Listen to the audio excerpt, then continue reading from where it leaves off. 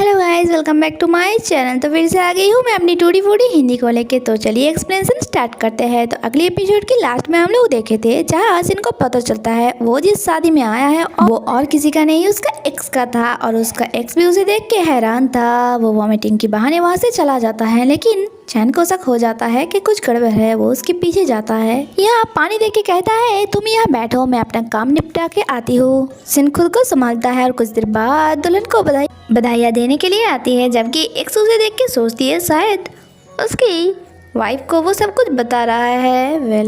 यहाँ वो उसे कॉन्ग्रेचुलेसन कहता है, लेकिन वो लड़की कहती है सच बताओ तो मैं इस शादी में खुश नहीं हूँ और मैं थोड़ा कंफ्यूज भी हूँ। सिन कहती है हाँ होना भी चाहिए, इतनी जल्दी में जो शादी हो रही है। वो लड़की कहती है तुम्हें कैसे पता जल्दी में हो रही है।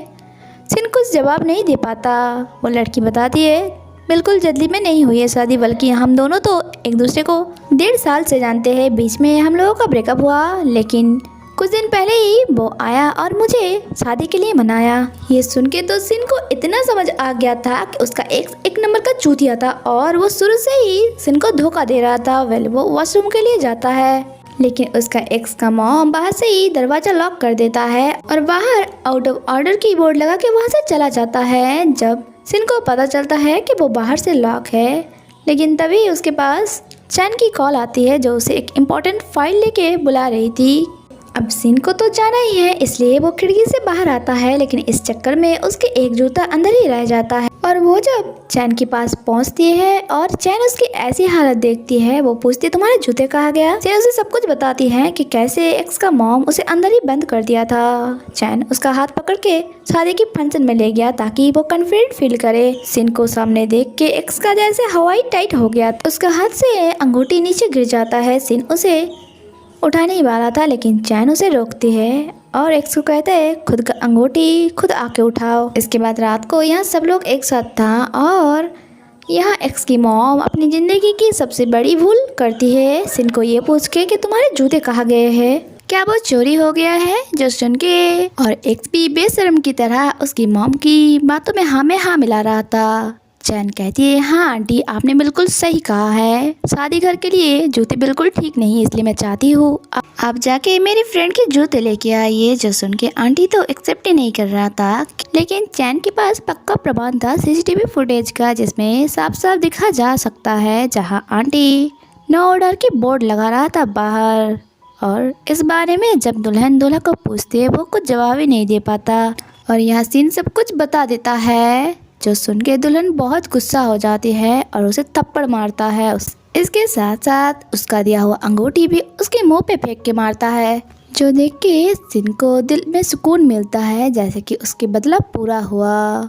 चैन उसे नंगे पैर चलने नहीं देता और उसे उसकी जूता ला के पहनाती है। नेक्स्ट डे सेन चैन के साथ एक कंपनी में आता है और ये कंपनी उन लोगों की कॉम्पिटिटर भी था, लेकिन यहाँ आने के बाद सिन को पता चलता है वो तो प्रोजेक्ट की कागज कार में ही भूल गई, इसलिए वो लेने के लिए जाता है। लेकिन जब वो आ रही थी तब एक एम्प्लॉय से मिलता है जिसे कंपनी के साथ धोखा करने की वजह से कंपनी से वो एम्प्लॉय आया था यहाँ बदला लेने के लिए। सिन के साथ उसका बहस हो जाता है और वो उसे धक्का दे देता है और उसे मारने वाला था। तभी यहाँ और एक कैरेक्टर हम लोगों को दिखाया जाता है, ये इस कंपनी की मालिक की बेटा फांग था, जो सिन को प्रोटेक्ट करता है और सिक्योरिटी गार्ड को भी डांटता है कि वो लोग कैसे निगरानी कर रहा है। इसके बाद फांग सिन से पूछती है क्या तुम इसी कंपनी में जॉब करते हो। सिन बताती है मैं चैन के साथ आया हूँ प्रोजेक्ट के सिलसिले में। सिन जब मीटिंग की जगह पे आता है एक एम्प्लॉय से पूछता है तुम इतनी आने में देर क्यों कर दी।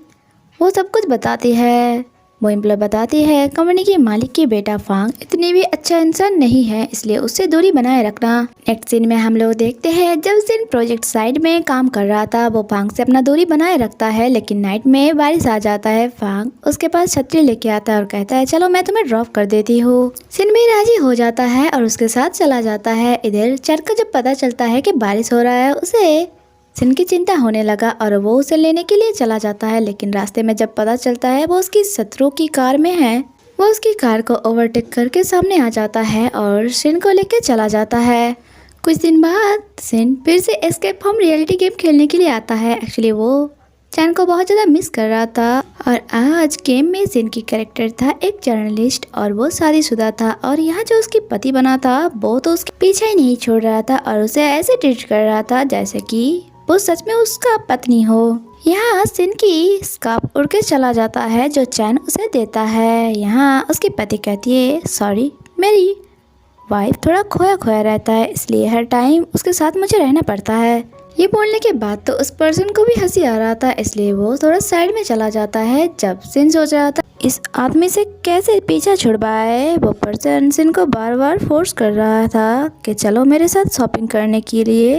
लेकिन यहाँ आने के बाद सिन उस इंसान के जाल में उसी को ही फंसा देता है और कहता है ये सूट तुम्हें बहुत जचेगा, चलो जाओ और ट्राई करके आओ। और इस दौरान वो वहाँ से भाग जाता है और सीधा आ जाता है थिएटर में जहाँ उसे चैन मिलता है। सीनियर उसे कहता है मैं तुम्हारा इंटरव्यू लेना चाहती हूँ। चैन बता दिए कौन सा इंटरव्यू, मैंने तो इंटरव्यू के लिए पहले ही पत्र भेज दिया था तुम्हें।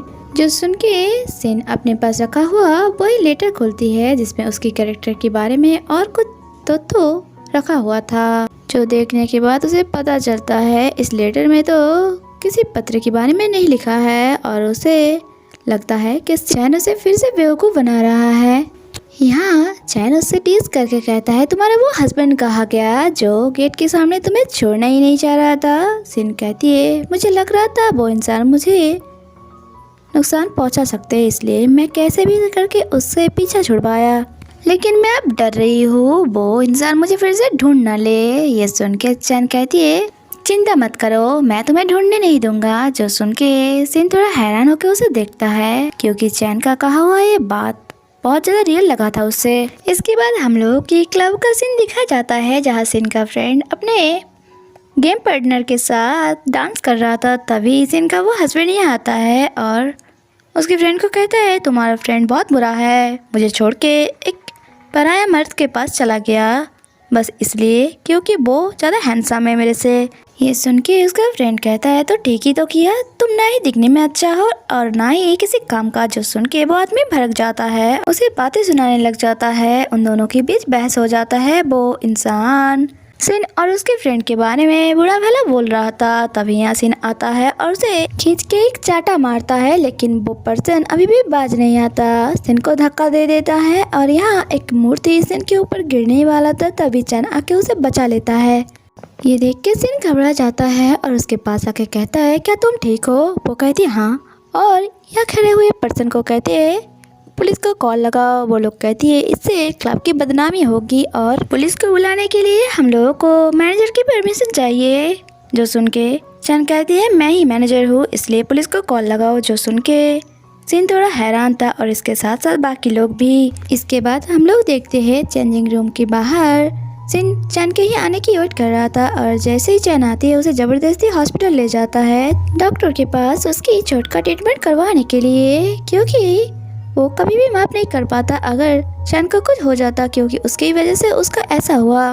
सीन कट होता है और हम लोगों को नेक्स्ट डे का सीन दिखाया जाता है जहाँ सिन चैन के लिए खाना लेके आया था। उसके हाथ में चोट लगने की वजह से वो अपना हाथ ठीक से हिला भी नहीं पा रहा था और उसकी ऐसा केयर करना चैन को बहुत अच्छा लग रहा था। नेक्स्ट डे सिन अपने फ्रेंड के साथ कार में कहीं पे जा रहा था, तभी वो इंसान उन लोगों के पीछे पड़ जाता है जिसके साथ गेम में बहस हुआ था। एक्चुअली उसे अरेस्ट करने की वजह से उसका जॉब चला गया था और वो आया था सिन से अपना बदला लेने के लिए। वो पर्सन उन लोगों के पीछे धावा बोल देता है और यहाँ एक्सीडेंट होते होते बच गया, क्योंकि और हम लोग देखते हैं ठीक टाइम में यहाँ फांग आ गया था और उस पर्सन को पुलिस के हवाले कर देता है। वो लोग जाता है पुलिस स्टेशन में रिपोर्ट लिखवाने के लिए। बाहर आने के बाद फांग उसे कहता है मैं आशा करती हूँ आप तो मेरे ऊपर गुस्सा नहीं हो। अगर हम दोनों की कंपनी के बीच कंपटीशन नहीं होता तो हम दोनों अच्छा फ्रेंड होते। सिन को भी ऐसा ही लग रहा था क्योंकि फांग की असली चेहरा उसे पता नहीं था। इसके बाद सिन जल्दी जल्दी घर आता है क्योंकि उसे चैन के साथ मिलकर एक प्रोजेक्ट के ऊपर काम करना था, लेकिन उसे लेट आते हुए देख के चैन उसे पूछती है इतने देर कहाँ थे तुम? वो सब कुछ बता देता है। चैन कहती है अगली बार से अगर कुछ भी हो सबसे पहले मुझे कॉल करना और अब सो जाओ क्योंकि बहुत रात हो गया है और ये काम हम लोग कल कर लेंगे। और वो लोग जाके सो जाता है। नेक्स्ट डे चैन की उठने से पहले ही सिन उसके लिए खाना लेके आया था जो देख के चैन को अच्छा ही लग रहा था। तभी डोरबेल बजता है। किसी ने फूल लेके आया था जो देख के चैन पूछती है फूल किसने भेजा। वो कहती है मैंने ऑर्डर किया क्योंकि मुझे फूल पसंद है, अगर तुम्हें भी हो तो तुम ऑर्डर कर सकती हो। कुछ देर बाद फिर से डोरबेल बजता है और इस बार सिन देखता है बाहर उसका डैड खड़ा था।